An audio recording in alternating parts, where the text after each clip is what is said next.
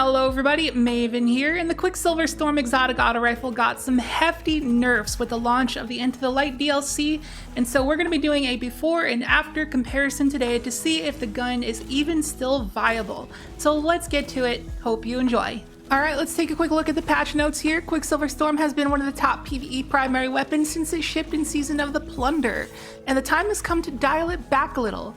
With these changes, it's slower to build up grenades and the grenades deal reduced damage, but given that previously one magazine would give you 3 grenades and each grenade hit like a heavy grenade launcher, it's still a very strong option. So now you have to shoot 50% more shots to get a nanotech tracer rocket to spawn and reduce the area of effect damage versus combatants by 37.5%. Now, quick disclaimer before we get into the testing, you may notice that I am using a Quicksilver Storm without the catalyst. It's just a preference thing, because when you put on the catalyst, it turns it into a strand weapon, but kinetic weapons do 10% more damage to unshielded combatants, so I prefer to use the kinetic version. So let's hop right into the before and after comparisons, starting off with the damage test against Carl. Before the nerf, our GL shots are doing about 73,000 damage per shot.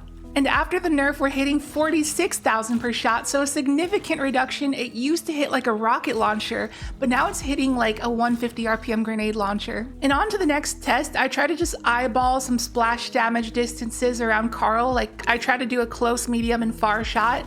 And before the nerf, we're hitting like upwards of 63k. Getting more far away, we go down to like 24k, so it's pretty good. But then after the nerf, we see a significant reduction in that area of effect. Getting a shot really close to him, we hit like 30k all the way down to like 16k. It's nowhere near what it used to be. So now for this next test, I wanted to see how fast we can get our 3 grenade launcher shots loaded. And before the nerf, we have a ton of forgiveness. As you can see, we had 17 in the mag still. There's plenty of wiggle room. And after the nerf, they said it would take 50% more shots, but surprisingly, you can still get all 3 grenade launcher shots loaded in one magazine, just at the very tip of it. We only had like 5 shots left. So now we're going to do a side-by-side comparison melting Carl, and before the nerf it was so much better because of how fast you can activate those GL shots. And if Carl had like double or even triple the health that he did, the DPS of the old one would jump so much further ahead than the new one, that's for sure. And for the next test here, I wanted to do an ad clear comparison in the Hydroponics Delta. Now, every time I do a video that takes place in the Hydroponics Delta, I gotta explain why the Hydroponics Delta. It's because the ads in here have double the health of raid ads, so it's a great place to test endgame weapons. And we are starting off with the old Quicksilver Storm before the nerf, and what I was doing here is I am not allowed to activate the grenade launcher mode until I get all 3 grenades loaded. But for the old version, it's really not a problem. And I think that's just sort of like a difficulty issue. What I mean by that is that like if you're using the Quicksilver Storm in higher difficulty content, as opposed to like easy like patrol or seasonal content, you're gonna have a much easier time getting those grenades prepped because you can dump like a whole mag into an ad and get all 3 grenades loaded. But if you're doing easy content where an ad dies in like less than half your mag, it's gonna be very tough to proc those grenades. Now we're gonna go ahead and cut that clip short and move on to after the nerf. And my first impressions, this was like my first time like actually trying it in an ad clear setting, like after the nerf. And my first impressions was that it's not that bad. You know, I actually felt it's pretty good. But again, it was just the content difficulty issue. Because I can kind of like dump my whole mag into an ad because they're so tanky, I can kind of reliably get those GL shots, but you'll see later on when I use it in Onslaught, it's a lot tougher to actually proc those. But I was actually still pretty impressed with how hard those GL shots were hitting. They're able to take out ads pretty easily because they still hit hard, you know. I think that they're still good because like right now it's not bad, it's just that before it was broken. So we were just kind of like spoiled by how it was before, but this is how it should be like in terms of an exotic primary's power level, and we just got to learn to accept that. So once again, gonna cut this clip short and move on to Onslaught. It's seasonal difficulty. The regular trash mobs aren't gonna be as tanky as Hydroponics Delta, but at the start of it, there were some tanky ads like some servitors and stuff like that, and they were tankier.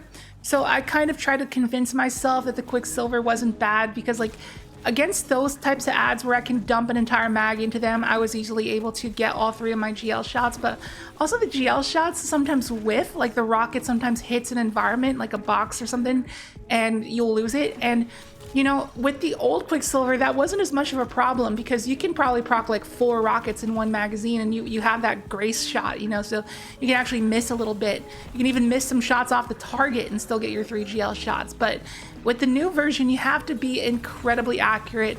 If you want those 3 shots in one mag, you cannot miss and you have to be shooting a really tanky target. And in terms of the power of the GL shots themselves, I was still pretty impressed with how much damage they were doing, honestly. I think it's not bad. So yeah, at the start of Onslaught, I was convinced it was okay.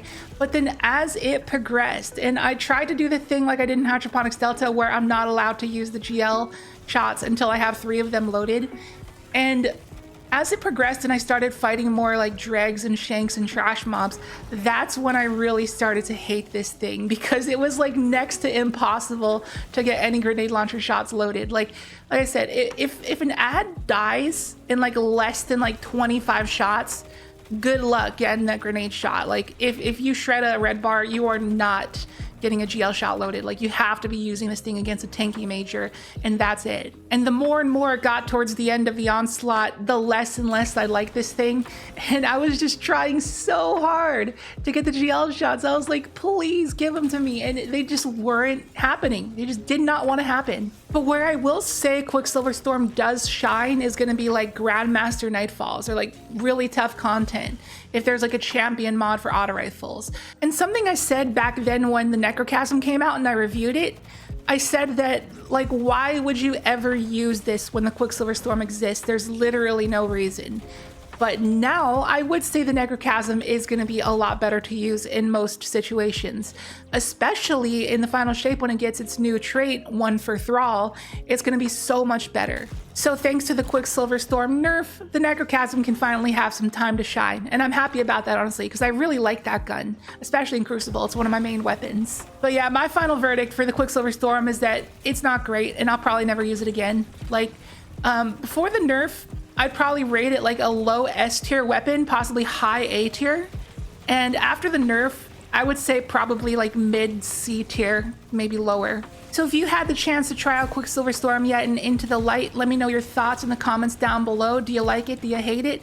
And I hope you enjoyed the video. If you did, be sure to drop a like and a comment because your interaction means everything to the success of this video because it helps out the algorithm. And if you are new here, please consider subscribing as I'm on my way to 50K and you can help me get there. And thank you so much if you do. And with that, I'll catch you in the next video tomorrow. See you later.